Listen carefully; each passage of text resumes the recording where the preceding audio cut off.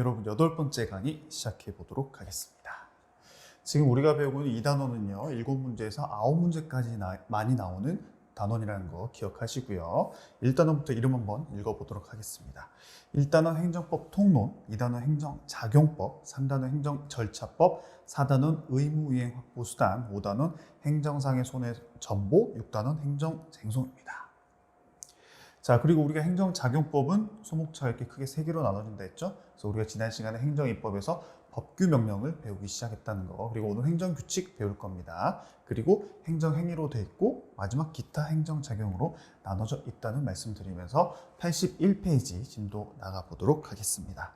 자, 오늘은요 여러분, 제가 처음부터 아예 말씀드리겠습니다. 1시간 무조건 넘을 겁니다. 1시간 반은 제가 안 넘게 할 건데 어찌됐건 1시간은 넘을 것 같고, 어쩔 수 없는 게 오늘 이제 법규명령 마지막 부분 나가고 이제 행정규칙에 대해서 다 나갈 건데, 그 안에 이제 법규명령 형식의 행정규칙, 행정규칙 형식의 법규명령, 제가 지난 시간에 말씀드린 내용 있죠. 그 내용이 상당히 좀 복잡해 보이기도 하고요. 좀 헷갈리는 부분이기도 합니다. 그래서 여러분들이 지금 기본 강의 때 확실하게 그 부분을 잘 이해하고 넘기기 위해서는 제가 최대한 자세히 좀 설명을 해드려야 될 필요가 있고, 지금 이거를 한번 제대로 안 해놓으면요, 제대로 해놓는다 해도 시간이 지나면 좀 헷갈리기도 하고, 또 제대로 안 해놓으면 다음에 가면 더 헷갈립니다. 그리고 시험이 이제 얼마 안 남았을 때 이런 헷갈린 부분을 다시 공부하려고 하면 훨씬 더 마음이 급해서 안 됩니다. 그래서 지금 제대로 기본 강의 때 설명을 해드리기 위해서 약간 시간이 좀 오버될 것 같다라는 말씀 드리면서 바로 시작해 보도록 하겠습니다. 자, 법규명령 어제 배웠던 내용 한번 환기해 주시고요. 그럼 법규명령의 통제는 뭐냐? 우리가 이제 행정권에서 법규명령을 만드는데, 그 만드는 법규명령 역시도 때로는 하자가 있을 수 있고, 또 국민한테 뭐 생각지도 못한 피해를 줄 수도 있겠죠. 그렇기 때문에 그러한 법규명령을 만드는 것도 어느 정도 통제 장치는 필요하다. 그게 바로 법규명령의 통제인데요. 첫 번째 가는요, 입법적 통제가 있고요. 두 번째는 사법적 통제가 있고, 마지막은 행정권 안에서 자체적으로 통제하는 방법이 있습니다. 그 순서대로 나갈 거예요. 첫 번째 입법적 통제입니다. 국회에서 행정입법, 그 중에서도 법규명령을 어떻게 통제할 수 있는지 한번 살펴보도록 할게요. 첫 번째는 이제 직접적으로 통제하는 방법이 있고, 두 번째는 국회에서 간접적으로 통제하는 방법이 있는데, 직접적부터 봅니다. 직접적은 의회에 제출을 반드시 해야 돼요. 뭐를? 법규명령. 어떻게? 법규명령 등이 제정, 개정 또는 폐지되었을 때는 10일 내에 이를 국회에 있는 소관 상임위원회에 반드시 제출을 해야 됩니다. 그렇기 때문에 이 의회에서 이렇게 상임위원회에 제출을 행정권에서 하면 그걸 통해서 통제를 한번 하겠다. 문제가 있는 법안이거나 법령이면 통제를 하겠다. 이렇게 보시면 돼요.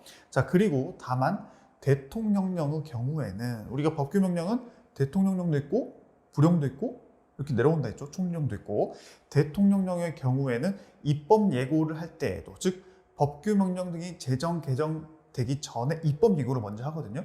대통령령은 그만큼 중요하기 때문에 그 전에 입법 예고를 할 때에도 국회에 있는 소관상임위원회에 반드시 제출을 해야 된다. 그래서 통제장치를 한 번 더 거쳐야 된다. 이렇게 여러분들이 이해하시면 되고요. 승인 유보 제도가 있습니다. 헌법은요, 대통령이 긴급명령이나 긴급제정, 경제명령을 행사할 때에는, 우리 어제 배웠죠? 법률급 법규명령이라고 했었잖아요. 지체 없이 국회의 승인을 받아야 되고요. 승인을 얻지 못한 때에는 그러한 긴급명령이나 긴급제정, 경제명령은 효력이 없다라는 헌법 규정이 있기 때문에 이거는 승인을 해줘야지만이 효력이 계속 유지될 수 있다. 승인 없이는 효력이 없어진다라고 해서 국회에서 직접적으로 이러한 긴급명령, 긴급제정, 경제명령은 통제가 가능하다라는 제도가 있다는 거 여러분들이 기억하시면 되고요. 시험에 많이 나오지는 않습니다. 자, 그러면 간접적으로 통제하는 방법은 뭐가 있냐 보시면요, 헌법상 국회의 국정감사, 우리 여러분들이 나중에 국가직 공무원이 되시고 나면 국정감사 시즌을 제일 싫어하게 됩니다. 왜냐? 국정감사 시즌에는 말 그대로 이제 우리가 이제 그 해년마다 하는 감사 시즌이 돌아왔을 때 그 해년마다 업무를 1년 동안 했던 거를 위의 상위 기관에서 감사를 한다는 거 아니겠습니까? 그럼 관련 자료도 제출하라고 하면은 막 찾아가지고 제출해야 되고요. 또 괜히 뭔가 좀 내가 대충 처리한 일이 있으면 괜히 좀 마음이 불편하기도 합니다. 여튼 그런 국정감사 시즌에 이렇게 국회에서 간접적으로 법규명령을 통지할 수 있다는 거죠. 왜냐? 행정권에서 법규명령을 만들어놨는데 국회 감사 시즌에 이 법규명령 만든 거 문제 있는 거 아니에요? 물어볼 수도 있고 이거 이렇게 하시면 안 되니까 다시 폐지하시거나 개정하세요. 이렇게 말할 수 있겠죠. 국회의원이. 이런 것들이 바로 간접적으로 통지하는 방법이다. 또는 국무총리에 대한 질문권. 우리 TV 보시면 국무총리가 국회에 와가지고 질문도 받고 또 답변도 하고 또 가끔은 이제 좀 질타를 보다기 좀 혼나는 것 같기도 하고 좀 싸우기도 하고 그런 게 다 이런 규정에 의해서 하는 거고 역시나 법규명령의 통제 중에 하나의 수단이다 라고 보시면 됩니다. 나머지는 여러분들 읽어보시면 되고요. 뭐 대통령 탄핵소추권도 어떻게 보면 넓게 보면은 대통령령에 대한 통제가 될 수도 있겠죠. 이렇게 인정을 하고 있고요. 위법한 법규명령은 이제 간접적으로 이런 방법으로 통제하고 있다라고 여러분들이 이해만 하시면 됩니다. 자, 그 다음 이제 간접적 규범 통제와 직접적 규범 통제를 배웁니다. 이게 뭐냐면 방금 앞에서는 우리 국회 입법적 통제 방법이었죠. 두 번째는 사법으로 왔어요. 사법이 아니라 이번엔 사법입니다. 여러분 사법기관 할 때 법원이에요. 그럼 법원에서는 이런 행정입법 중에서도 법규명령을 어떻게 통제할 수 있냐 이제 이 논점인데 우리나라는요. 사실 이거를 지금 구분해서 설명을 드리는 게 시험에서 정말 자주 나오는 논점은 아니고요. 여러분들이 이제 법원이 어떠한 그 법령이나 또는 행정규칙 같은 거를 그 법률에 위반했냐, 헌법에 위반했냐 이런 걸 판단할 때 이런 프로세스로 인해서 우리나라가 진행이 되고 있기 때문에 이해할 필요가 있어요. 사법기관인 법원에서는요, 어떠한 법령, 법규명령을 통제할 때, 통제한다는 것은 그 법규명령이 헌법이나 법률을 위반했는지 안 했는지를 판단한다는 거죠. 그런 판단하는 방법은 크게 두 가지가 있습니다. 하나는 직접적 규범 통제라 그래서 이 밑에서부터 볼게요. 직접적 규범 통제는 그 법규명령 하나하나 있죠? 그 하나하나 시행령 몇 조 이런 거죠. 그 하나하나 자체의 위법, 위헌 여부를 추상적으로 심사를 하고 위법한 경우에 그 효력을 없애버리는, 법원이 없애버리는, 직접적으로 본다는 거죠. 그죠? 그 조항 자체 하나를. 그렇기 때문에 직접적 규범 통제라고 추상적 규범 통제라고 합니다. 왜 추상적이에요? 우리가 어제 법령을 만들거나 법률을 만들 때는 추상적으로 만든다고 했었죠. 그렇죠? 개인 한 명 한 명한테 구체적 사건으로 하는 게 아니라 일반 다수에게 특정 사건이 아닌 다수 뭉퉁거려 가지고 법령을 만들 수밖에 없다라고 했기 때문에 그 법령 하나하나를 직접적으로 규범 통제하기 때문에 추상적 통제라고도 표현합니다. 근데 이제 반대로 간접적 규범 통제는 뭐냐면 그 법령 하나하나를 가지고 직접 심사를 하는 건 아니고요. 구체적인 사건에 관한 재판이 하나 있습니다. A라는 사람이 행정 처분을 받았는데 그 처분이 좀 잘못됐다, 처분을 취소해야 된다라고 해서 재판을 제기했어요. 근데 그 재판을 제기했을 때 어떤 처분이 대상이 되는데 그 처분도 관련 근거 규정이 있었기 때문에 처분이 됐겠죠. 그러면 그 근거 규정이 내가 봤을 때, 민원을 제기한 내가 봤을 때, 소송을 제기한 내가 봤을 때 이건 헌법에 반한다, 아니면 법률에 반한다 이렇게 주장할 수 있을 거 아닙니까? 즉 일단 구체적인 사건이 재판에 회부가 돼야 돼요. 계속 중요해야 돼요. 재판에. 그 과정에서 그 전제가 되는, 제가 아까 말씀드렸던 그 행정행위의 액션의 근거가 되는 법규명령의 위헌 또는 위법을 심사하는 겁니다. 즉 여기는 이런 구체적인 사건도 필요 없고요.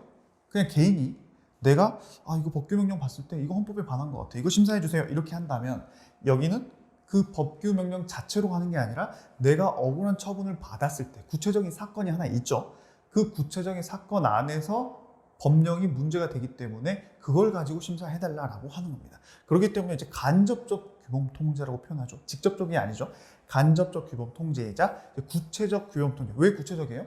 구체적인 사건이 일어났죠. 그렇기 때문에 구체적으로 표현하는 겁니다. 그렇게 해서 심사하는 제도가 있고, 우리나라는 원칙이 어떻게 되냐? 우리나라는 간접적 규범 통제가 원칙입니다. 이해하셨죠? 이거 두 개 확실하게 잡고 가야 돼요. 그 밑에 이제 판례를 보면요. 법원이 구체적 규범 통제를 통해 위헌 위법으로 선언할 심판의 대상은 해당 규정의 전부가 불가분적으로 결합되어 있어서 일부를 무효로 하는 경우 나머지 부분이 유지될 수 없는 결과를 가져오는 특별한 사정이 없다면 원칙상 해당 규정 중, 그렇죠? 여러 규정 중 재판의 전제가 인정되는 조항에 한정된다. 해서 재판의 전제가 인정된다는 것은 일단 재판이 제기가 됐고 그 안에서 그 규정이 근거가 돼서 행정처분이 있었다. 그럼 그 근거 규정이 바로 여기서 말하는 재판의 전제성이 되는 근거 규정이다. 이렇게 표현하는 거고요. 재판의 전제성이란 구체적 사건이 법원에 계속 중요해야 되고요. 그렇죠? 이런 게 아니라면 방금 이 위의 내용은 크게 중요하진 않습니다. 이런 게 아니라면은 무슨 뜻이냐? 이렇게 구체적인 사건에 관한 재판으로 보는 게 원칙인데 만약에 그 법령 자체가 어떤 시행령 전부가 문제가 되면 이렇게 풀어야 되지만 그 전부가 아니라 그 전부 안에서도 일정 조항이 문제가 된다면 그게 바로 보통 일반적이거든요. 이렇게 풀어야 된다. 이런 내용이에요. 그래서 재판의 전제성이란 구체적 사건이 법원에 계속 중요해야 되고요. 규정의 특정 조항이 전체 조항이 아니라 특정 조항이 해당 소송 사건의 재판에 적용이 돼야 되겠죠. 그 재판이랑 관련이 없다면 여기에 해당되지도 않겠죠.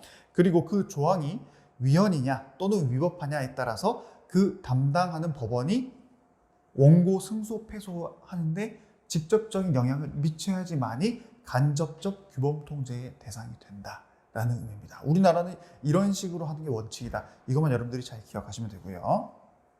자, 그러면 우리나라 사법부에 대한 통제에는 크게 두 가지가 있을 수 있습니다. 하나는 일반 법원, 우리 지방법원, 고등법원, 대법원이 있죠. 그런 일반 법원에 의한 통제가 있고요. 하나는 헌법재판소에 의한 통제가 있을 수 있습니다. 그 중에 이제 일반 법원을 먼저 보면요. 첫 번째는 명령 규칙에 대한 간접적 규범 통제가 원칙이다라고 해서 아까 우리가 봤던 간접적 규범 통제가 원칙이라는 거는 이제 확실히 여러분들이 기억하셔야 되고, 그럼 명령 규칙, 여기서 말하는 거는 이제 명령 규칙, 법규 명령 행정 규칙이냐? 그건 아닙니다. 법령을 말하는 겁니다. 이때 밑에서 나와요. 자, 헌법 제107조 2항에는 이렇게 아예 규정이 돼 있어요. 명령 규칙 또는 처분이 헌법이나 법률에 위반되는지 여부가 재판의 전제가 됐을 때는, 그렇죠? 재판의 전제가 된다는 것은 직접적이 아니라 간접적 규범 통제를 아예 딱 박아놨어요. 그럴 때는 누가? 대법원이 이를 최종적으로, 대법원만 판단하는 게 아니에요. 대법원이 이를 최종적으로 심사할 권한을 갖는다라고 한다면은 일반 법원이, 지방법원, 고등법원이 다 판단이 가능하고 최종적 판단은 대법원이 한다. 이런 의미가 헌법에 딱 근거가 있습니다. 아시겠죠?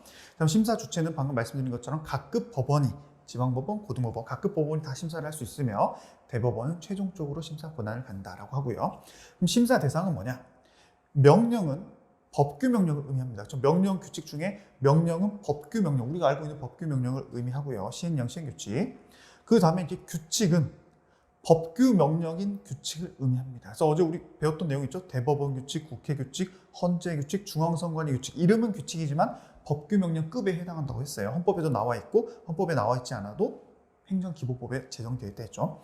그런 것들을 의미하며 법규 명령의 짝꿍인 행정규칙 있죠. 행정규칙은 법규성이 없다 했죠. 행정규칙은 대외적 구속력이 없기 때문에 원칙상 법원에서 심사할 대상 자체도 아니다. 왜냐, 이거는 법규성이 뭐였어요? 국민에게 직접적인 권리 의무의 변동사항을 주는 거라 했죠. 근데 행정규칙은 대외적 구속력 자체가 없기 때문에 법원에서 심사할 필요도 없다라고 보는 겁니다. 그래서 여기서 명령규칙은 여기서 말하는 행정규칙이 아니라 이름이 규칙으로 되어 있지만 실질적으로 법규 명령의 성질을 가진 애들을 의미한다라고 여러분들이 확실하게 정리를 하셔야 되고요. 밑에 그리고 판례는 자치입법인 지방자치단체의 조례라든가 규칙도 여기서 말하는 명령과 규칙에 포함되기 때문에 문제가 된다면 일반 법원에서 헌법에 반하는지 법률에 반하는지 심사가 가능하다라는 내용까지 여러분들이 기억하시면 됩니다. 자, 그러면 위법성이 인정이 됐어요. 재판의 전제가 돼서 그 재판이 진행되는 도중에 이제 법관이 봤더니 그러네요. 관련 근거 규정이 이거는 헌법에 반하네요. 아니면 법률에 반하네요. 그러면 어떻게 되냐?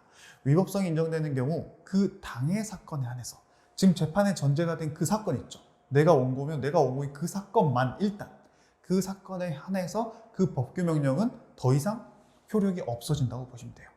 문제가 있으니까.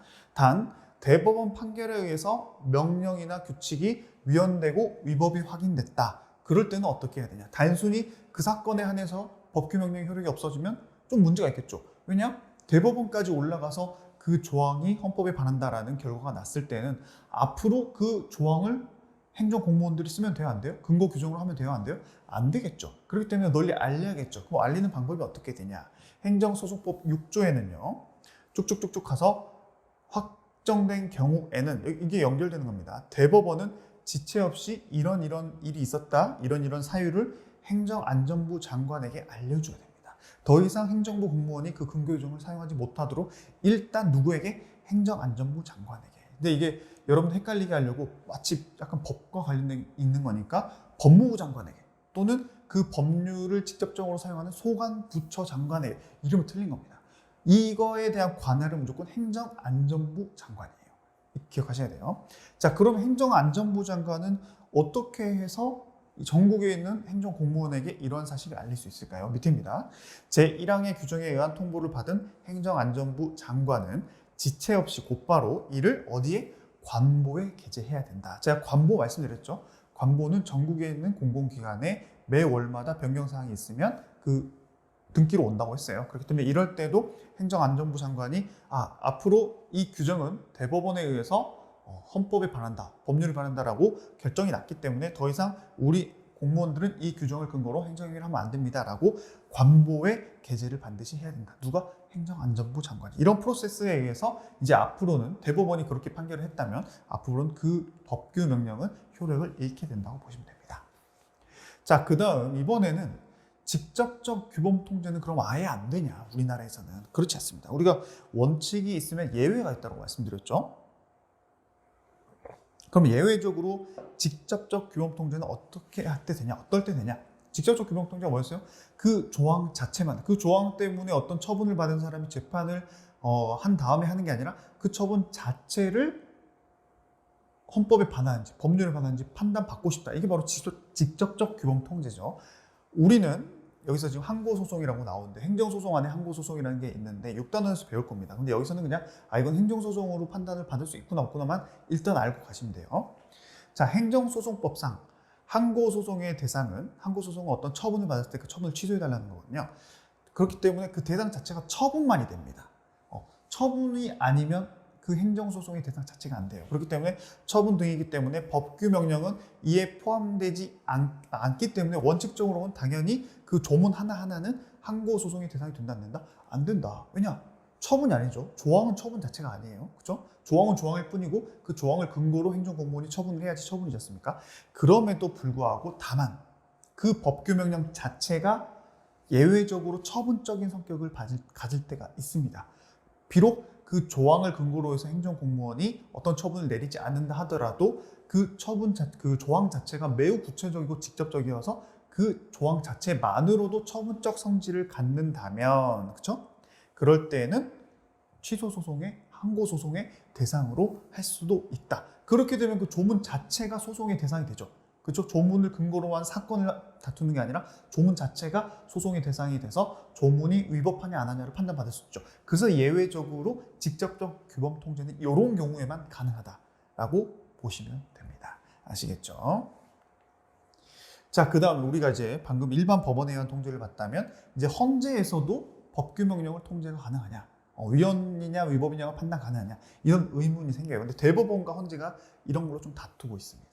대법원은요, 아까 우리가 봤던 헌법 규정 있죠. 헌법에서는 명령규칙은 대법원이 최종적 심사 권한을 갖는다 했기 때문에 명령규칙에 대한 이런 심사권은 헌재는 할 수가 없다. 아니 헌법에서 우리한테 줬는데 왜 니네 헌재가 이걸 판단하려고 하냐? 라고 이렇게 이렇게 선언을 했고요. 헌재 같은 경우는 그래, 일반적인 명령규칙은 니네 말이 맞아. 헌법에서 그렇게 해놨으니까. 하지만 우리 방금 봤던 것처럼 원칙이 아닌 예외적으로 직접적 규범 통제가 심사의 대상이 될 수 있자 했죠. 그럴 때는 우리도, 그렇죠? 그럴 때는 우리도 위헌 심사할 수 있어라고 합니다. 그래서 법규 명령이 별도의 집행 행위를 기다리지 않고 재판의 전제가 안 된 거예요. 그 자체만으로 직접 개인의 기본권을 침해하는 경우에는 헌법소원, 헌법에 반하는지 안 하는지를 판단하는 헌법소원이 대상이 된다라고 해서 우리도 약간은 심사할 권한이 있어 라고 주장하고 있습니다. 실질적으로 판단을 한 적도 있어요. 그래서 여러분들 이 두 가지 입장을 잘 비교해서 기억하시면 되고요. 자, 그럼 마지막입니다. 우리가 입법, 사법, 그리고 마지막 행정 내부적으로는 과연 이런 법규 명령을 어떻게 통제할 수 있냐. 이건 사실 그렇게 중요하진 않습니다. 한번 쭉 읽어보면 돼요. 일단 상급 행정청이 감독할 수 있겠죠. 상급 행정청은 당연히 하급 행정청에 대해서 지휘 감독권 행사가 가능하기 때문에 이러한 법규명령을 하급 행정청에서 만들었다. 그럼 상급 행정청에서 야 이거 니네 좀 문제가 있지 않니? 좀 우리가 좀 감독권 행사했을 때 니네 좀 문제 있는 것 같아. 이렇게 통제가 일단 가능하고요. 하지만 그렇다 하더라도 상급 행정청이 하급 행정청이 만든 법규명령을 자기 맘대로 스스로 새롭게 만든다거나 폐지하거나 이럴 수는 없습니다. 아시겠죠? 왜냐하면 그 하급 행정청도 자기가 맘대로 만든 게 아니라 보통 법률의 위임을 직접 받았기 때문에 만들잖아요. 그렇기 때문에 아무리 그 하급 행정청에 상급 행정청이 있다 하더라도 마음대로 바꿀 수는 없다. 대신에 상위 법령의 제정이나 개정을 통해서 하위 법규명령의 효력을 소멸시킬 수는 있다. 그래서 자기 상위 법관이기 때문에 상위 행정청이기 때문에 상위 법령 자체를 좀 변경한 걸 진행해가지고는 이렇게 할 수는 있다라고 보시면 됩니다. 중요한 거는 직접 할 수는 없다. 이게 더 포인트예요. 자, 그 다음에 이제 중앙행정심판위원회가 이런 걸 통제할 수도 있어요. 우리가 그 6단원에서 배울 건데요. 이제 행정심판이 있고 그 행정에 대한 쟁송수단에는 행정심판이 있고 행정소송 이렇게 두 가지가 있습니다. 행정심판은 행정부 안에 있는 행정심판위원회에서 먼저 어떠한 처분이 위법한지 이런 거를 먼저 판단을 먼저 해주는 거예요. 근데 거기서도 민원인이 이거 내가 만족할 만한 결과가 못 나왔다. 그러면은 행정소송으로 그 다음에 넘어가는 게 일반적인 절차라고 보시면 됩니다. 물론 행정심판을 안 거치고 소송으로 바로 가는 게 원칙도 돼요.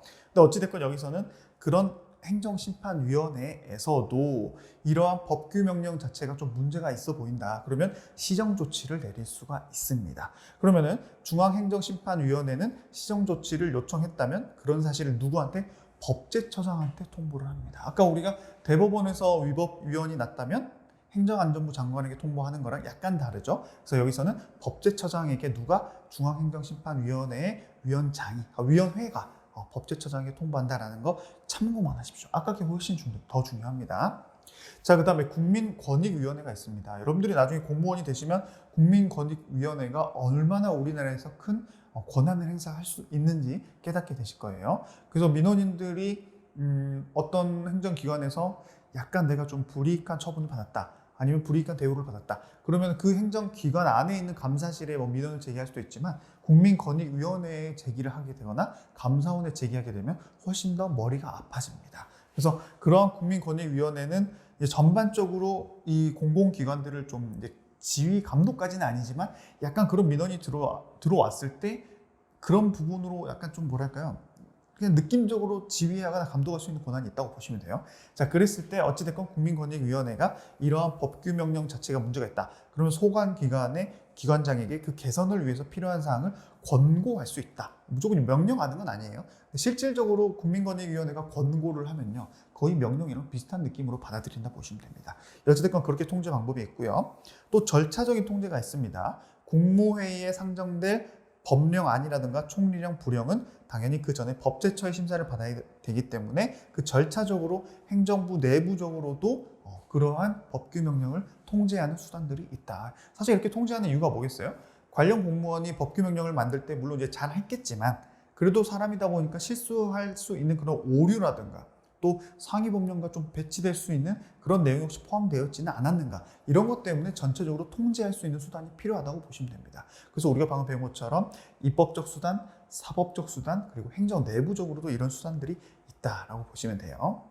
자, 그 다음에 이제 행정입법부작위로 넘어왔습니다. 소목차가 바뀌었어요, 여러분. 행정입법부작위는 이제 개념적인 건데요. 말 그대로 행정입법은 우리가 지금까지 배운 거기 때문에 알고 부작위라는 게 있습니다.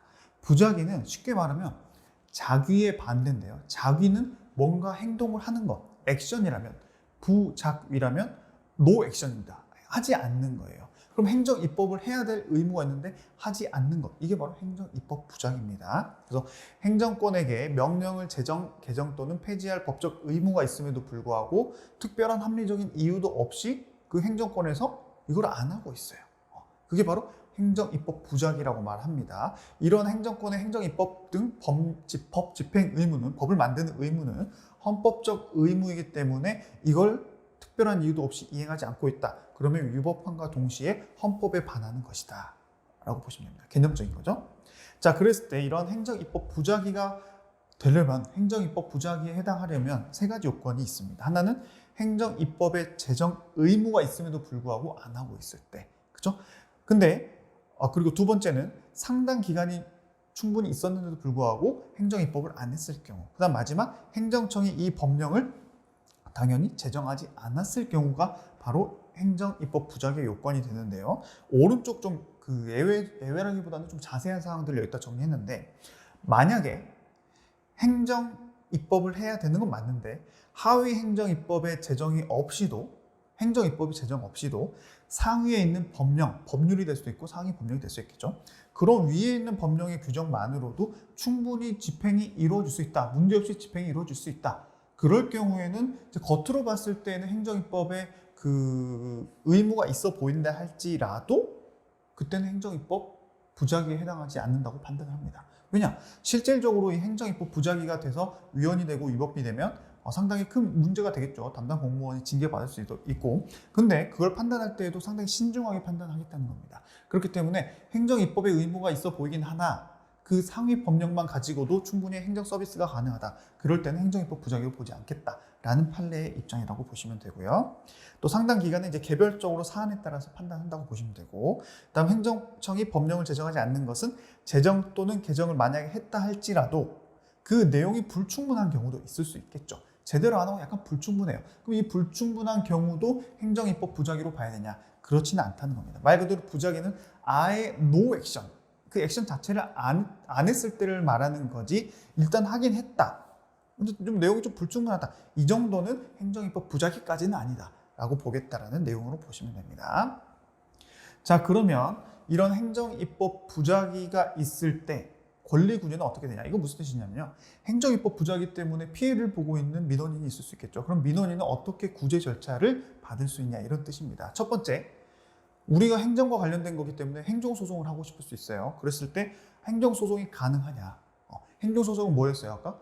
어떤 처분이 있을 때 그거에 대한 취소소송을 받거나, 아니면 처분을 해줘야 되는데 행정청이 처분을 안 해주고 있을 때도 행정소송이 가능합니다. 이제 그 항고소송 안에 이제 취소소송, 무효확인소송, 또 부작위 위법 확인소송 이렇게 있는데, 그런 식으로 공부를 하는 건 6단원 가서 배울 거기 때문에 지금은 행정소송이라고 하면 그냥 암기 그 개념만 잡으시면 돼요. 자, 여기서 보시면요, 아까 제가 말씀드렸던 것처럼 부작위 위법 확인 소송, 즉 행정소송 안에 있는 이 소송, 부작위 위법 확인 소송은 행정청이 나한테 처분을 해야 되는데 처분을 안 하는 것도 부작위죠. 그죠? 행정입법 부작위는 아니고 행정처분 부작위입니다. 근데 행정소송의 대상은 그런 처분의 부작위를 대상으로 하지 입법의 부작위를 대상으로 하지 않기 때문에 행정소송으로 다툴 수 없어요. 뭐를? 행정입법 부작위를. 아시겠죠? 이건 되게 중요해요. 근데 지금 2단원에서 핵심으로 중요하기보다는 6단원에서 핵심으로 중요한데, 어찌됐건 권리구제에서 이 부분을 약간 건들고 가기 때문에 제가 여기다가도 집어넣은 겁니다. 아시겠죠? 여기서 한번 보고 나중에 더 보면 더 좋겠죠? 자, 그 다음 두 번째. 그러면 내가 일반 법원에서는 다툴 수 없으니까 헌재 가서는 다툴 수 있냐? 봅시다. 헌법재판소는 행정입법 부작위는 공권력의 불행사에 해당하기 때문에 헌법소원 대상이 이번엔 된다라고 판단했습니다. 그렇기 때문에 내가 행정입법 부작위로 뭔가 피해를 받고 있을 때는 일반 법원으로 갈 게 아니라 헌재에 가서 헌법소원을 제기하면 된다. 왜냐하면 이 헌법소원에 대한 내용은 헌법 시간에 배우는 건데요. 여기서는 헌법소원의 대상 중에 하나가 행정부가 공권력을 행사해야 되는데 안 하고 있을 때 헌법소원의 대상으로 보고 있거든요. 그렇기 때문에 행정입법 부작위는 공권력을 행사해야 됨에도 안 하고 있는 거에 해당하기 때문에 헌재에서 위법성을 판단할 수 있다고 보시면 됩니다. 그래서 실질적으로 치과 전문의 자격시험 불실시에 대한 위헌 사건이 있었어요. 그래서 헌재에서 특별한 사정이 있었겠죠. 치과 전문의 자격시험을 국가에서 치르지 않는 거에 대해서도 그런 거에 대해서 헌법소원의 대상이 된다라고 판결한 적이 있다라고 보시면 되고요. 또 국가배상도 청구가 가능합니다. 내가 이제 행정입법 부작위 때문에 이제 경제적인 손해가 발생했다. 이럴 때는 국가배상 청구가 인정이 되고, 또 대표적인 예가 하나 있습니다. 군법무관 보수를 규정하는 법규명령을 행정부에서 제정을 했어야 되는데 이걸 안 했어요. 그래서 입법 부작위에 해당하겠죠. 그럴 때는 국가배상을 청구해가지고 이걸로 해서 손해를 입었던 군법무관이 배상을 받은 적이 있습니다. 여러분 이렇게 기억하시면 되고요. 자, 이제 법규명령이 끝이 났습니다. 이제 좀 여러분들이 머리를 좀 환기시킬 필요가 있어요. 법규명령, 지금까지 지난 시간부터 오늘까지 배운 거 정리 끝. 이제 행정규칙으로 넘어갑니다. 우리가 첫 시간에서 법규명령과 행정규칙 차이의 가장 큰 특징이 뭐였어요? 법규성이 있냐 없냐. 그죠? 법규성은 국민에게 직접적인 의무, 권리 부여한다. 그게 바로 법규성이라 했죠. 그러면 법규명령은 국민에게 직접적인 영향을 미쳤다면 행정규칙은 직접적인 영향을 미친다, 못 미친다? 미치지 않는다. 그래서 왜, 그럼 도대체 행정규칙이 뭐냐? 상급 행정기관이 하급 행정기관에 대해서 행정 내부적으로 조직과 활동을 규율할 목적으로 발하는 일반적이고 추상적인 규율을 말한다. 그래서 그냥 내부적으로 명령하고 관리하기 위한 내부적인 가이드라인이라고 보시면 돼요. 그게 바로 행정규칙이다. 그렇기 때문에 당연히 국민에게 직접적인 영향을 미치지 않는 것이겠죠. 그래서 이제 표로 좀 정리해 봤습니다. 우리가 법규명령은 조문 형식으로 당연히 됐어야 됐죠. 시행령, 시행규칙. 근데 행정규칙은요, 조문도 있고 명령이기 때문에 말로도 가능합니다. 내부적으로 명령하는 거기 때문에. 그래서 보통 대표적으로 대통령령, 총리령, 부령의 이름을 가지고 있다면 행정규칙은 훈령이나 고시 이런 이름으로 돼 있고요. 이따 자세히 배울 겁니다. 권력관계는 법규명령이 일반 권력관계라면 행정규칙은 우리가 배웠죠. 특별 권력관계에 해당한다고 보시면 돼요. 그렇죠? 공무원 내부적인 조직 안에서의 관계이기 때문에 특별 권력관계로 표현하고요. 법적 근거는 법규명령은 위임명령이 있고 집행명령에 따라서 위임이 필요하냐 안 필요하냐 지난 시간에 배웠던 거죠. 하지만 행정규칙은 법률에 위임이 필요하다 안 필요하지 않다? 필요하지 않다. 왜냐하면 법규성도 없으니까. 자, 밑에 효력, 법규명령 효력은 대외적 구속력이 있다.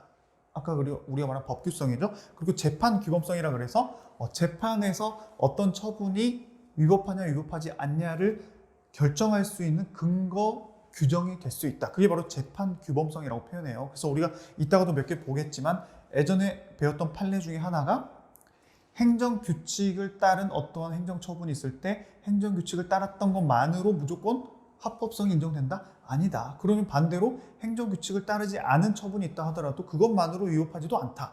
그럴 때 그러한 처분이 위법한지 위법한지 않은지를 판단할 때는 뭐가 중요하다? 법규성이 있는 법규명령, 상위법령의 규정을 보고 판단을 해야 된다. 그 판례가 있었죠. 그게 바로 재판 규범성과 관련된 겁니다. 역시나 이거는 대외적 구속력이 없고 재판 규범성이 없다. 방금 말씀드렸던 판례가 이따가 나올 거예요. 자, 위반의 효과는 법규명령을 위반하면 위법한 행정작용이 되지만 행정규칙은 곧바로 위법하지도 않는다. 그렇죠? 방금 말씀드렸던 그대로 나옵니다. 대신에 내부적인 거기 때문에 징계 사유는 될 수가 있다. 그렇죠? 내부적으로 명령했는데 명령을 안 따르면 징계 사유가 될 수 있어요. 자, 법규명령은 공포가 필요했다면 행정규칙은 공포도 필요하지 않습니다. 자, 그리고 법치행정의 원리에 있어서는 법규명령은 법률 유보의 원칙이 적용이 돼요. 그렇죠? 법률의 유보를 받아서 어떤 거를 만들어야 되는 위임명령 특히나 그렇죠. 그리고 법률 우위의 원칙, 법률보다 아래에 있기 때문에 법률의 내용을 벗어나거나 반하면 안 되는 거예요. 근데 행정규칙은 법률의 근거가 필요 없기 때문에 법률 유보의 원칙은 적용될 여지가 없습니다. 하지만 법률 우위의 원칙 적용이 돼야겠죠. 어찌됐건 유보는 받지 않는다 하더라도 법률에 반하는 행정규칙이 있으면 될까요? 그렇지 않는 거죠. 그렇기 때문에 특별권력관계 내에서도 법률의 심사가 가능하다고 했고, 또 이따가도 배우겠지만 우리 행정법의 일반 원칙은 당연히 법규명령이나 행정규칙에서 다 지켜져야 될 것들입니다. 자, 행정규칙의 종류를 볼게요. 뭐 조직규칙, 근무규칙, 뭐 여러 가지 많이 있습니다만 이것만 보고 넘어가겠습니다. 이제 재량준칙이라 그래서 우리 행정공무원이 재량을 갖는 영역이 분명 있다라고 했고, 그 재량을 갖는 영역에 있어서는 담당 공무원이 어떤 선택의 여지가 좀 많아진다고 했었죠. 근데 그 선택의 여지가 무한대로 많아지면 안 되고, 그 공무원이 자기랑 친한 사람은 뭐 300만 원의 지원금을 주고 어떤 사람은 100만 원의 지원금을 주고 이렇게 되면 좀 문제가 될 수 있기 때문에 그런 재량의 영역에 있어서도 행정부 내부적으로 가이드라인을 만들어서 이럴 때는 300만 원, 이럴 때는 100만 원 이렇게 딱 정해놓은 게 바로 재량준칙이다라고 보시면 됩니다. 행정기관의 재량권이 인정되는 경우 통일적이고 평등한 재량권의 행사 확보를 위해서 재량권 행사의 기준을 정하는 행정규칙이 바로 재량준칙이다. 이런 용어들 여러분들 기억하시고 나머지는 그냥 여러분들이 복습하실 때 그냥 독서하듯이 쭉 읽고 넘어가시면 아 이런 거구나 이런 거구나 이렇게 넘어갈 수 있습니다. 자, 이번에는 형식에 따른 분류인데요. 보통 훈령 아니면 고시의 이름으로 여기서 말하는 행정규칙이 개념이라고 보시면 됩니다. 훈령은요 여러분들도 읽어보시면 특별히 어려울 게 없고요. 고시에서 행정규칙적 고시, 일반 처분적 고시 이런 것도 읽어보시면 되는데 중요한 거는 법령 규칙적 고시가 중요합니다. 이따가 우리가 오늘의 하이라이트로 배울 부분이 바로 이 부분인데요. 고시는 맞아요. 그죠? 행정규칙입니다. 고시가 단순히 아까 우리 행정규칙이기 때문에 법령의 위임을 받을 필요도 없다고 했었죠. 근데 고시가 법령의 위임을 받아서 수권에 의해서 법령을 보충하는 내용을 규정하고 있어요. 그렇기 때문에 실질적으로는 그 법령이랑 관련이 돼 있어서 법령의 의미와 결합해가지고 효력을 갖겠죠. 그렇게 되면 법규 명령의 효력을 가져버립니다. 비록 행정규칙이라 하더라도. 자, 고시가 법령의 수권회에서 법령을 보충하는 사항을 규정하는 경우 상위 법령의 규정과 결합해서 대외적으로 구속력 있는 법규 명령으로서의 성질을 갖게 된다. 그래서 이거를 법령 규칙적 고시 또는 법령 보충적 행정규칙 이렇게 표현을 합니다. 이따가 배울 거예요. 행정규칙 형식의 법규 명령이라고도 표현을 해요. 그렇기 때문에 일단 의미를 여러분들이 기억하시고요. 그 의미에 따라서 이런 이름들을 이제 좀 자주 머릿속으로라든가 입으로 좀 읊어가면서 익숙해져야 됩니다. 법령 보충적 행정규칙, 법령 규칙적 고시. 사실 이 법령 규칙적 고시보다는 법령 보충적 행정규칙 그리고 행정규칙 형식의 법규 명령 이런 내용의 그 단어들이 훨씬 더 시험에 많이 나옵니다. 이따가 자세히 볼 거예요. 자, 이러한 행정규칙의 성립 및 효력 요건은 어떻게 되냐? 앞에서 우리가 봤던 그 법규 명령의 성립 및 효력 요건과 그 구조는 비슷합니다. 당연히 정당한 권한을 가진 행정기관이 만들어야 되고요. 일반적으로 따라야 할 법정 절차는 없습니다. 법규 명령은 좀 여러 가지 절차들이 있었죠. 근데 행정규칙은 내부적인 거기 때문에 특별히 절차가 딱 정해져 있지는 않아요. 형식은 훈령이나 고시, 예규, 통첩 등의 형식으로도 행해지고요. 문서로도 되고 말로도 가능하다. 명령도 가능하기 때문에. 자, 그 내용 법률의 근거를 요하지는 않지만 법률 우회 원칙에 당연히 따라야 된다. 아까 배웠죠. 그래서 법령에 위배돼서는 안 되고 행정법의 일반 원칙에도 위배되는 행정규칙이 있어서는 안 된다. 너무 당연한 얘기입니다. 자, 그 다음 우리가 법규 명령 같은 경우는 효력 발생 요건이 있었죠. 공포가 됐었어야 됐죠. 근데 행정규칙은 공포가 필요가 없습니다. 왜냐하면 내부적으로 하는 거기 때문에 굳이 공포를 할 필요가 없어요. 그래서 공포의 형식을 요하지는 않고요. 대신에 관보나 공보 같은 데 게재함으로써 적당한 방법으로 일반인 또는 그 관계 공무원 또는 관계인에게 표시 또는 통보만 되면 효력이 발생합니다. 그래서 법규 명령보다는 훨씬 더 간소하다라고 여러분들이 보시면 되고요. 자, 그럼 행정규칙의 효력을 봅시다. 당연히 우리가 법규성이 없다라는 결론으로 보시면 돼요. 자, 내부적 효력. 행정 내부에서는 구속력이 있습니다. 그렇기 때문에 지키지 않으면 징계의 대상이 된다고 했죠. 근데 외부적으로는 효력이 없는 게 원칙이에요. 그 내용이 여기 나와 있습니다.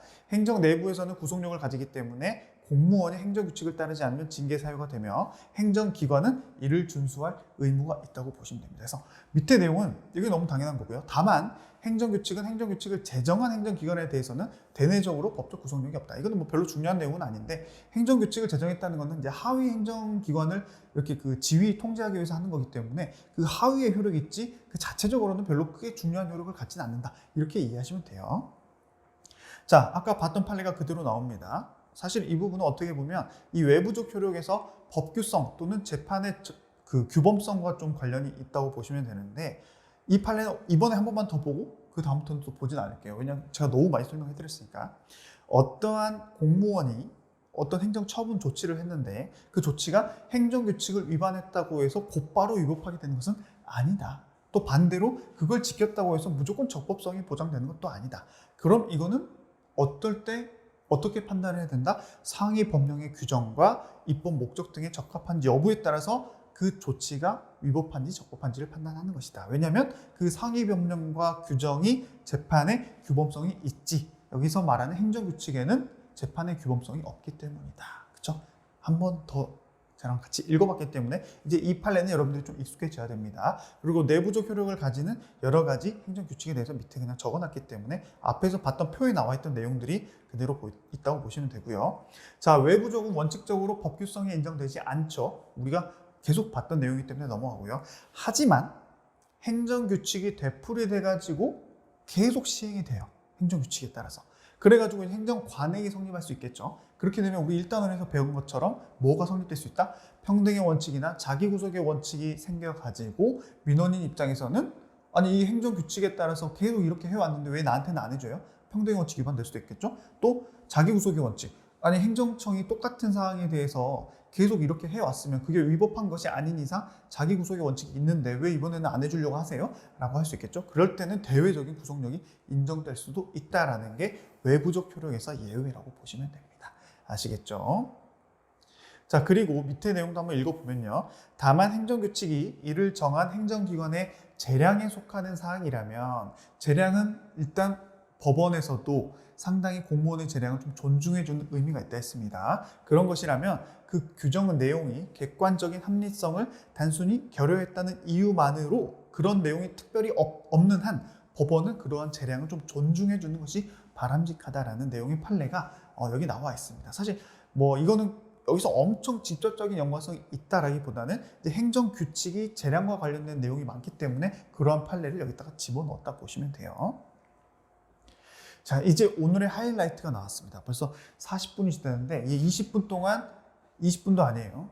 물론 20분 동안 이 내용을 하고 그 뒤에 조금 마무리할 게 있거든요. 행정규칙 자체에 대해서. 그거 하면 아마 1시간 15분 정도 안에 끝날 수 있지 않을까 좀 생각이 드는데, 자, 우리가 이제 또 환기를 한번 시킵니다. 행정규칙을 배우는 건 맞아요. 근데 행정규칙 안에서도 법규명령 형식의 행정규칙이 있고 행정규칙 형식의 법규명령에 대해서 이제 배울 겁니다. 이게 오늘 포인트라고 했어요. 자, 이런 애들이 왜 여기서 논점의 문제가 되냐. 우리가 겉과 속이 다르면 그 사람의 실질적인, 사람으로 따져볼게요. 겉과 속이 다르면 그 사람의 실질적인 내면이라든가 결론을 겉에 표현한 것으로 봐야 될지 아니면 내면의 사정을 결론으로 봐야 될지, 이게 이제 문제가 됩니다. 그래서 우리가 겉과 속이 다른 사람을 별로 좋아하지 않아요. 여기서도 마찬가지로 입고 있는 옷은 법규 명령이에요. 시행령과 시행규칙 옷을 입고 있어요. 근데 실질적으로 그 안에 규정하고 있는 걸 보니까 그냥 행정규칙 내용이에요. 행정공무원이 내부적으로 가이드라인 자기들끼리 업무를 하려고 만든 것일 뿐이에요. 근데 겉으로 봤을 때는 시행령, 시행규칙이죠. 그럼 그런 애들을 실질적으로 법규성에 있는 법규 명령으로 볼 거냐, 아니면 그 내부적인 실질적인 걸 따라가지고 행정규칙으로 볼 거냐, 그게 바로 여기 나오는 첫 번째 논점입니다. 법규명령 형식의 행정규칙 볼게요. 시행령 또는 시행규칙이지만 그 실질적 내용이 행정사무처리 기준을 정한 것이라면, 여기서 이제 행정사무처리 기준은 보통은 이제 제재적 처분 기준을 말합니다. 대표적으로 예를 들면 뭐 그 어떠한 돈을 민원인에게 부과를 해야 되는 규정이 있어요. 그럼 아까 우리 그 재량 준칙처럼 이런 경우에는 1회 위반했을 때는 200만 원, 3회 위반했을 때는 500만 원, 이런 내용들이 있죠. 근데 이런 내용들은 사실 행정규칙적 내용이거든요. 근데 그런 내용들이 시행령이나 시행규칙으로 제정이 되어 있다는 겁니다. 그럼 그런 애들을 실질적으로 법규명령으로 봐야 돼요? 아니면 행정규칙으로 봐야 돼요? 그게 이 논점이라고 보시면 돼요. 자, 이런 경우에 법원은 어떻게 보고 있어요? 다수설은 그냥 이럴 때는 어찌됐건 겉으로 보이는 법규명령이기 때문에 법규명령의 입장을 따라야 된다라고 다수설은 보고 있지만, 법원은 이게 시행령이냐 시행규칙이냐에 따라서 원칙을 다르게 하고 있습니다. 한번 볼게요. 자, 다시 한번 환기시키십시오. 법규명령 형식의 행정규칙이다. 법규명령은 뭐예요? 보통 시행령이나 시행규칙이죠. 시행령이 대통령령, 시행규칙은 총리령이나 부령. 어제 배웠던 거죠. 이건 확실히 여러분 깔고 가셔야 되고. 그럼 우리나라 법원은 그 속의 진짜 내용은 행정규칙적 내용이지만 입고 있는 옷이 시행령일 때를 먼저 봅시다. 시행규칙은 그 다음이에요. 입고 있는 옷이 시행령이라면 그때는 결론적으로는 법규명령으로 봐줘야 된다라는 판단을 하고 있어요. 그게 이제 대통령령이기 때문에 좀 더 그 총리령이나 부령보다는 효력을 더 많이 주겠다. 그렇기 때문에 법규명령을 보자. 이렇게 암기하시면 좀 더 헷갈리지 않게 잘 암기할 수가 있습니다. 자, 그게 일단 원칙이에요. 그렇기 때문에 법규명령이고요. 판례는 원칙적으로 절대적인 구속력을 인정합니다. 법규명령이기 때문에. 근데 여기서 한 가지 더 여러분들이 개념을 잡고 가셔야 되는 게, 우리가 법규명령이어서 법규성이 인정되면요, 재량성이 좀 떨어집니다. 왜냐? 법규성이 있다는 것은 국민에게 직접적인 구체적인 권리를 그 권리와 의무에 영향을 미치기 때문에 공무원에게 재량을 많이 주지 않아요. 그래서 거의 기속처럼 갑니다. 근데 법규성이 없다. 약간 행정규칙적 성질로 가겠다. 그럴 때는 공무원에게 재량을 좀 많이 줍니다. 그럼 여기서 우리가 시행령일 때는 그 내용이 행정규칙적 내용이 들어있다 할지라도 법규성이 있다라고 보죠. 그러면 행정의 재량권이 없어지는 효과가 생기는 거예요. 그렇죠? 행정의 재량권이 수축된다. 그렇기 때문에 판례는 원칙적으로 절대적인 구속력을 인정하지만 예외적으로 처분 기준을 법규명령으로 보면서도, 방금까지 배웠던 거예요. 그러면서도 그 어떤 금액을 매기는 규정 자체를 최고 한도액으로 봐가지고 행정청에게 재량의 여지를 준 것도 있다라는 뜻은 500만 원의 뭐 그 근거 규정을 만들었을 때 원래는 법규성이 있기 때문에 그냥 500만 원으로 부과하면 됩니다. 근데 아주 예외적으로 500만 원을 최고 한도액으로 봐서, 최고 한도액이 500이다. 500 밑으로 매길 수 있다는 거 아니겠습니까? 그럴 때는 예외적으로 행정청에게 400을 하든 300을 하든 재량의 여지를 준 판례도 있다라고 해서 그게 바로 밑에 3번입니다. 아시겠죠? 이 두 가지, 하나는 법규 명령으로 본다라는 거 하나. 법규 명령으로 보면 일단 원칙적으로 재량의 여지를 별로 안 주는데 예외적으로 법규 명령은 맞지만 재량의 여지를 준 것도 있다. 이거 하나. 이렇게 두 가지를 기억하고 가시면 법규 명령에서 시행령의 경우에는 이렇게 결론이 난다. 완벽하게 갈 수가 있습니다. 그래서 우리가 원칙적으로 보는 거 먼저 두 개 볼게요. 자, 주택건설촉진법 시행령입니다. 시행규칙이 아니라 시행령이다. 그럼 원칙상으로 이게 법규명령으로 보겠어요? 행정규칙으로 보겠어요? 법규명령으로 보겠죠. 그렇기 때문에 시행령이기 때문에 대통령이기 때문에 대외적으로 국민이나 법원을 구속하는 힘이 있다. 법규성이 있다. 이렇게 가는 거예요. 근데 여기 그 주택건설촉진법 시행령 별표 내용은 이제 건설업과 관련해서 건설업 등록 말소 및 영업정지 처분에 관한 기준을 정해 놓은 거예요. 그래서 제가 아까 앞에서 말씀드린 것처럼 이러한 기준, 즉 제재적 처분 기준은 사실 사무처리 기준이기 때문에 행정규칙적 성질을 갖는 거죠. 근데 시행령에 옷을 입고 있기 때문에 대외적 구성력 인정해주겠다. 이렇게 결론 나는 겁니다. 근데 간혹 저도 옛날에 이런 의문을 가진 적이 있어요. 아니 내가 민원인으로서 어떤 이러한 그 등록 말소 처분을 받는다거나 영업정지 처분을 받으면 그 자체로 나는 피해를 입기 때문에 그거 자체가 구속력이 있는 거 아닌가? 국민에게 직접적으로 구속력이 있는 거 아니야? 그렇게 볼 건 아닙니다, 여러분. 여기서는 이런 규정 자체는 이 규정을 만들 수 있는 법령, 상위 법령 자체는 국민에게 직접적인 영향을 미치겠지만 이 밑에 규정되는 이 규정 자체는 관련 공무원이 그거 보고 그냥 업무 프로세스대로 진행해라. 그런 하나의 설명서일 뿐이라고 보셔야 됩니다. 그렇기 때문에 이런 애들은 행정규칙적 성질이라고 표현을 하고요. 행정규칙적 성질인데도 불구하고 시행령으로 옷을 입고 있다. 그러면 법규성을 인정해주겠다. 이렇게 이해하시는 게 맞습니다. 아시겠죠? 자, 두 번째도 마찬가지입니다. 국토계획 및 이용에 관한 법률 및 같은 법 시행령이 이행강제금의 부과 기준을 정하고 있어요. 그렇죠? 여기서는 그 영업정지 처분이라면 여기는 이행강제금 부과 처분, 역시나 제재적 처분이죠. 그럴 때는 아까 위에서 본 것처럼 재량권이 거의 없다. 그렇기 때문에 단지 상한을 정한 것에 불과한 것이 아니기 때문에 행정청은 이 정해져 있는 금액이 있다면 그대로 해야지. 이와 다른 이행강제금을 자기가 재량을 부려가지고 조절하면 된다 안 된다? 안 된다. 이게 바로 원칙입니다. 하지만 예외적으로 이건 좀 암기하셔야 돼요. 노란색 들어가 있죠. 청소년 보호법의 위임에 따른 동법 시행령상의 위반 행위들이 있는데요. 그 위반 행위별로 과징금 처분 기준이 있습니다. 그죠? 시행령이고 과징금 처분 기준이에요. 그럼 일단 법규 명령의 성질을 갖는 것은 동일합니다. 근데 그 과징금 처분 기준에 있어서 금액이 정해져 있다면 방금 이행강제금일 때에는 그대로만 하면 돼요. 근데 여기서는 처분 기준에 규정된 금액은 정액이 아니다. 딱 정해진 금액이 아니다. 그렇기 때문에 정해진 금액이 아니면 최고 한도액이기 때문에 관련 공무원이 좀 재량을 부려가지고 그 이하로 처분을 하는 것도 가능하다라고 해서 예외적으로 재량의 여지를 주었다. 법규성은 있지만 이렇게 이해하시면 이 부분은 끝입니다. 아시겠죠? 특별히 어렵지 않습니다. 어려우면 질문 남겨주세요. 어떤 부분이 어려운지. 자, 그 다음 이제 우리가 다시 좀 환기를 시키자면 법규명령 형식의 행정규칙이라고 했죠. 법규명령 형식이기 때문에 입고 있는 옷이 시행령이나 시행규칙이었어요. 그럴 때 시행령은 앞에 봤던 겁니다. 근데 이번에는 시행규칙의 옷을 입고 있어요. 원래는 시행규칙도 법규명령이기 때문에 당연히 법규성이 있다고 봐야겠지만 시행규칙의 옷을 입고 있는데 그 내부적인 거를 봤더니 제재적 처분 기준일 때 과연 그럴 때는 이걸 법규명령으로 봐야 되냐 행정규칙으로 봐야 되냐 이거는 반대입니다. 행정규칙으로 봅니다. 결론은 그거예요. 잘 기억하셔야 돼요. 자, 제재적 처분 기준이 불영, 시행규칙에 규정되어 있을 경우는 법규명령으로 보지 않고 행정규칙으로 본다. 자, 이럴 때는 법규성이 부정되기 때문에 반대로 재량권이 많아지겠죠. 그 개념까지도 이해하셔야 되고요. 자, 판례는 행정규칙은 법규성이 인정되지 않기 때문에 대외적으로 국민이나 법원을 구속하는 것이 아니다라고 했습니다. 비록 불영이나 총리령이라 할지라도 그 안의 내용이 행정규칙일 것일 때에는 행정규칙으로 성질로 간다. 그렇기 때문에 대외적으로 국민이나 법원 구속하지 않습니다. 자, 그렇기 때문에 재량권을 넓혀주죠. 그렇게 되면 그 처분 기준에 따른 제재적 행정처분이 재량이 있기 때문에 현저히 부당하다고 인정할 만한 특별한 사정이 없다면 그거는 섣불리 처분이 재량권의 범위를 일탈했다거나 재량권을 남용했다고 곧바로 판단하지 말자. 왜냐하면 행정권의 재량권을 존중해 줘야 되기 때문이겠죠. 그렇게 돼서 쭉쭉 내려오고요. 아까 봤던 판례가 또 나옵니다. 그렇기 때문에 이러한 근거 규정을 가지고 어떤 처분을 했다면 그 처분 가지고 무조건 바로 위법하다고 보지 않는다. 제가 설명 또 안 드린다고 했죠. 그 판례가 또 나와 있습니다. 자, 근데 원칙은 행정규칙인데요. 예외적으로 판례는 또 예외가 있습니다.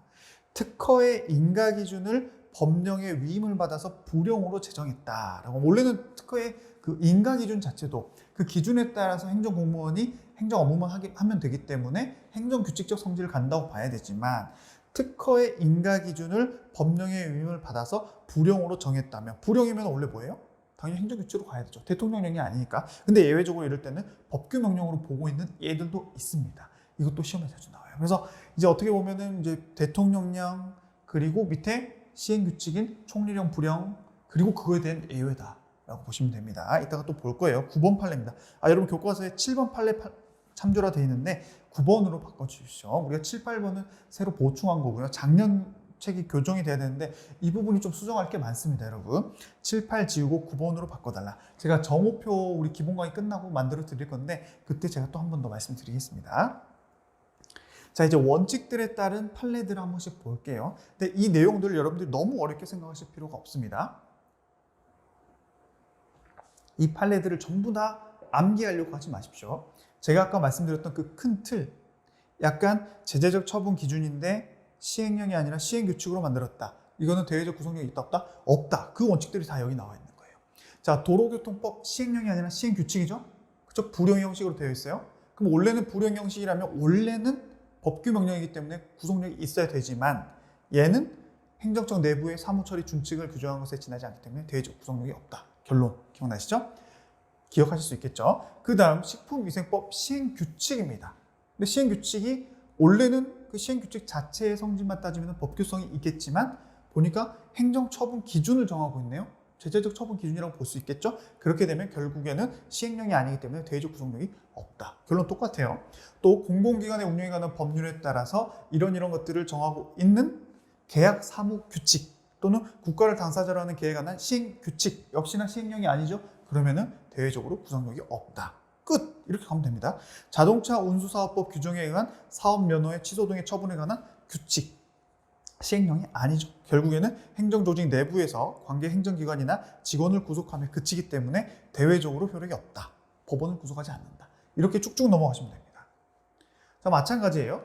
한국수력원자력 주식회사의 공급자 관리 지침. 이것도 결론은 행정규칙이다라고 표현을 하고 있습니다. 법원이. 근데 우리가 50쪽에서 한국수력원자력 주식회사의 거래 제한 조치 기억나시죠? 그거 한번 보고 가겠습니다. 이게 그때 당시는 공법관계냐 사법관계냐만 봤어요. 근데 이 판례가 좀 독특한 이유는 아까 우리 앞에서 그 근거 규정은 결론적으로 대외적 구속이 없는 행정규칙이라고 했는데 이 행정규칙을 가지고 어떤 처분을 했다. 그럴 때는 공법관계로 봅니다. 그렇기 때문에 이 판례가 좀 독특한 거예요. 그래서 여러분들이 이 한국수력원자력 주식회사의 공급자 관리 지침 관련된 거는 두 가지 결론을 기억하셔야 됩니다. 그 지침의 성격 자체는 행정규칙일 뿐이다. 근데 그 지침을 근거로 해서 등록 취소 및 그에 대한 일정 기간의 거래 제한 조치, 또 입찰 정지 이런 걸 했다. 그럴 때는 처분성이 있다고 봐서 공법관계로 봅니다. 반대로 사법관계로 본 것도 있었죠. 한전이 정부 투자기관 회계 규정에 의해서 입찰 참가 자격을 제한하는 것. 이건 사법이었어요.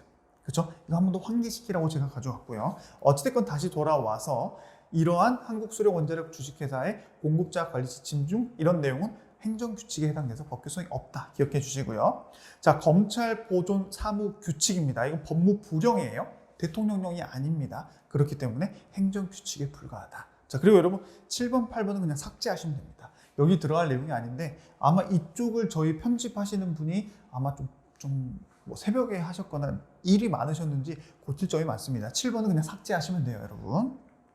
자, 이제 예외로 넘어왔습니다. 아까 우리 앞에서 봤죠? 이 밑에. 원래는 시행령이 아니라 시행규칙일 때는 행정규칙으로 봐야 되는데 특허의 인가 기준을 법령의 위임을 받아서 불용으로 정했다 할지라도 이거는 법규명령으로 본다 했어요. 그게 바로 여기서 말한 9번 판례입니다. 제가 9번으로 고치라 했었죠? 그게 바로 여기 있는 9번입니다. 자, 여객 자동차 운수사업법 시행규칙이에요. 원래는 시행규칙이기 때문에 행정규칙으로 가야겠죠? 근데 얘는 예외적으로 특허와 관련돼 있기 때문에 특허는 우리 다다음 시간에 한번 배울 겁니다. 다음 시간에. 특허는 좀 독특한 그 상대방에게 권리를 주는 하나의 효력이 있기 때문에 그래서 그런지 법원에서는 법규명령에 해당한다라고 예외적으로 봤어요. 잘 기억하셔야 되고요. 얘도 예외적으로 시행규칙인데도 불구하고 법규명령으로 갑니다. 공익사업을 위한 토지 등의 취득 및 보상에 관한 법률에서 협의취득, 제가 지난 시간에도 설명드렸죠. 서로 이제 재건축 관련된 사업이 시작되면 원래 땅을 가지고 있는 사람들이랑 그 재건축 관련된 사업에서 그걸 사들여야 되는데 먼저 협의를 한다고 했죠. 그래서 협의가 되면 협의 취득이 된다고 했습니다. 그 협의 취득 보상액에 대한 관련된 구체적 기준이 관련 법률이 시행규칙에 위임을 하고 있고요. 그 내용이 시행규칙 22조에 있거든요. 그럼 그 시행규칙도 그 내부적인 어떤 행정 프로세스에 해당하기 때문에 법규명령 형식의 행정규칙인데 이 시행규칙이기 때문에 결론은 원칙적으로 하면 행정규칙으로 형제로 가야 되는데 예외적으로 법규명령에 해당하고 있다라는 거. 여러분들이 이런 법령의 이름, 키워드를 잘 기억하셔서 요 두 개는, 그리고 밑에 또 몇 개 더 나옵니다. 시험에 자주 나온 건 이거 두 개라고 보시면 돼요. 이런 애들은 특별히 법규명령에 효력을 부여하고 있다라고 기억을 하셔야 되고요. 자, 11번은 다음 페이지로 넘어갈 겁니다, 여러분. 이 부분도 12번은 그냥 X 칠하시고요. 12번은 뒷페이지에 있습니다. 이 부분에 들어갈 판례가 아니에요. 11번은 90쪽에 9번 판례로 위치 변경 이렇게 적어 놓으십시오. 여기서 말하는 게 아닙니다. 여기는 그냥 이쪽에 해당되지 않는다라고 보시면 돼요. 이것도 제가 정오표를 통해서 한 번 더 수정해 드리도록 하겠습니다. 자, 이번에 또 환기를 시키십시오. 이번엔 반대입니다. 지금까지 배웠던 게 법규명령 형식의 행정규칙이었다면 이번에는 행정규칙 형식의 법규명령입니다. 자, 입고 있는 옷은 뭐예요? 행정규칙이에요. 그죠? 제가 어제도 말씀드렸듯이 우리나라는 뒤에 있는 앞에 용어가 있고 뒤에 용어가 있으면 뒤에 용어가 더 중요하다고 했어요. 그죠? 앞에 있는 게 단순히 겉으로 보는 옷이라면 뒤에 있는 게 내심이다. 진짜 마음이다. 그럼 진짜 마음이 더 중요하겠죠. 그때 행정규칙 형식의 법규명령이라면 입고 있는 옷은 행정규칙입니다. 훈령 고시의 옷을 입고 있어요. 오늘 배운 거죠. 근데 실질적으로 그 내용의 규정을 봤더니 국민의 권리 의무에 직접적인 영향을 미치는 법규명령의 내용이네. 자, 이랬을 때는 그 예를 법규명령으로 봐야 돼요? 행정규칙으로 봐야 돼요? 이렇게 또 논리가 문제 제기가 되는 겁니다. 자, 그랬을 때 우리나라는 판례가 어떻게 돼요? 이거는 뭐 훈령이냐 고시에 따라서 나누지는 않습니다. 앞에보다 훨씬 더 간단해요. 이럴 때는 법규명령으로 본다. 이게 원칙이에요. 앞에는 시행령이냐 시행규칙이냐 따라 달라졌죠? 근데 이거는 훈령이냐 고시에 따라 달라지지 않습니다. 법규명령으로 봅니다. 왜냐? 행정규칙 형식의 법규명령이면 결론적으로 법규명령의 내면적 의미를 가지고 있기 때문에 법규명령으로 봐주겠다는 겁니다. 그렇게 결론을 일단 기억하시면 되고요. 그 이유는 사실 이 단순히 행정규칙 형식의 법규명령의 행정규칙 옷을 입고 있는데 단순히 그 안에 법규명령적 성질이 있는 건 아니고요. 상위 법령의 위임을 받아서 상위 법령의 위임이 원래는 이제 법규명령으로 가는 게 맞겠지만 특별한 사정에 있어서 상위 법령이 법률이나 법령이 행정규칙에 위임을 한 겁니다. 그렇기 때문에 위임을 받았기 때문에 그 상위 법령이랑 같이 결합해서 대외적인 구속력이 있게 됐기 때문에 결론을 법규명령으로 봐주겠다는 겁니다. 아시겠죠? 결론은 단순합니다. 자, 근데 그 행정규칙이 상위 법령의 위임 범위를 벗어났다. 그럼 당연히 효력이 있어요, 없어요? 없어져야겠죠. 그 내용이 밑에 있고요. 또 법령의 위임을 받았다 할지라도 그 법령의 위임을 받은 내용이 그 수권 법령과 결합해서 대외적 구속력이 있는 게 아니라 단지 행정적인 편의를 도모하기 위한 절차적 규정에 불과하다. 이럴 때는 당연히 행정규칙의 성질로 가는 게 맞습니다. 아시겠죠? 중요한 결론 기억하시고요. 예외적인 애들 한두 개만 여러분들이 좀 그럴 논리를 아니까 결론이 쉽죠. 그죠? 그렇게 기억하시면 됩니다. 자, 역시나 관련된 판례들이 있어요. 국세청장의 훈령 형식이랍니다. 법규명령이에요? 행정규칙이에요? 행정규칙 옷을 입고 있죠. 근데 그 안에 내용을 봤더니 소득세법 시행령의 위임을 받았죠. 일단 위임을 당연히 받아야 돼요. 그 위임을 받아서 그 시행령의 내용을 보충하는 기능을 갖고 있기 때문에 결론적으로는 그 시행령과 결합해서 국민에게 직접적인 영향을 미치겠죠.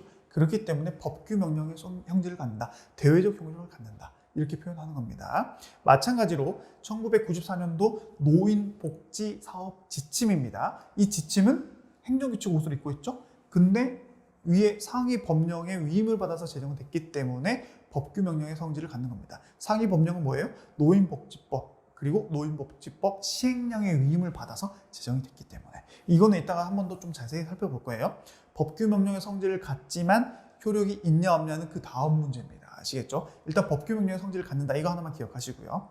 또 지방공무원 보수 업무 등 처리 지침도 행정규칙 옷을 입고 있지만 상위 법령인 지방공무원 보수 규정의 그 공무원법, 지방공무원법에 따라서 위임을 받은 거기 때문에 같이 결합해가지고 법규 명령의 효력을 갖는다. 이렇게 보시면 됩니다.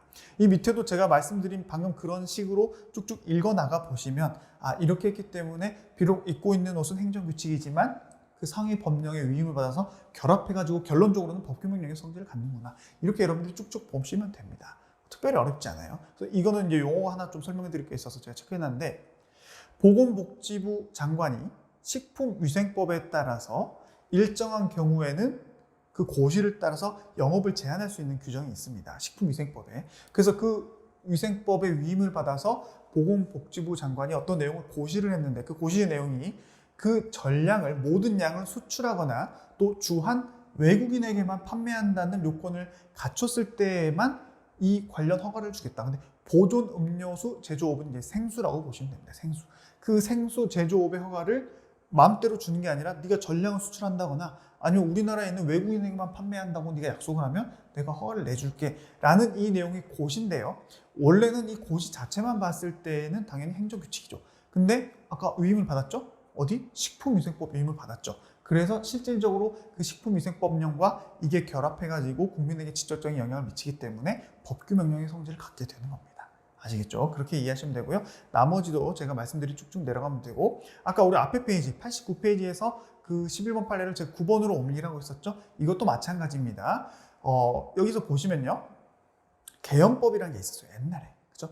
개헌법에 있어서 그 13조 규정이 있었는데 그 규정이 계엄 사령관의 조치를 할 수 있다라는 내용의 규정이 있습니다. 그럼 계엄 사령관의 조치는 하나의 행정규칙이거든요. 명령 같은 거니까. 근데 행정규칙에 해당되는 계엄 사령관의 조치를 할지라도 이 계엄법 15조 13조의 위임을 받아서 됐기 때문에 결론적으로는 그 계엄법과 결합해서 실질적으로 법규 명령의 효력을 갖게 된다라는 판례가 이쪽으로 들어온다고 보시면 됩니다. 아시겠죠? 자, 그러면 이 행정규칙 형식의 법규 명령은 어떤 한계가 있냐? 어떤 한계가 있을까요? 위임을 받아서 제정되기 때문에 위임과 관련된 한계들이 있겠죠. 그래서 법령 보충적 행정규칙. 자, 여기서 용어를 하나 더 추가합니다. 행정규칙 형식의 법규 명령. 아까 앞에서도 봤죠? 법령 보충적 행정규칙. 이 용어 두 개는 같은 의미라는 거. 그리고 계속 입으로 여러분들이 읊어줘서 익숙해져야 된다는 거.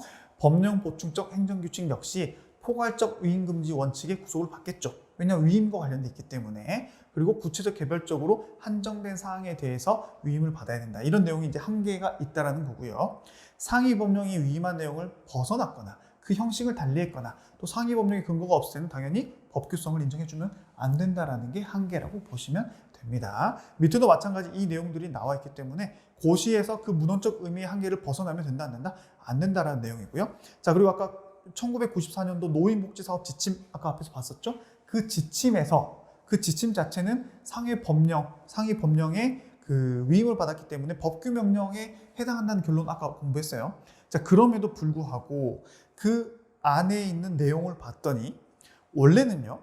노인복지법에서는 65세 이상이 되면은 노령수당을 받을 수 있다라는 내용이 규정되어 있었습니다. 법령에서는 65세 이상만 되면 돼요. 그럼 65, 66, 67 다 받을 수 있죠.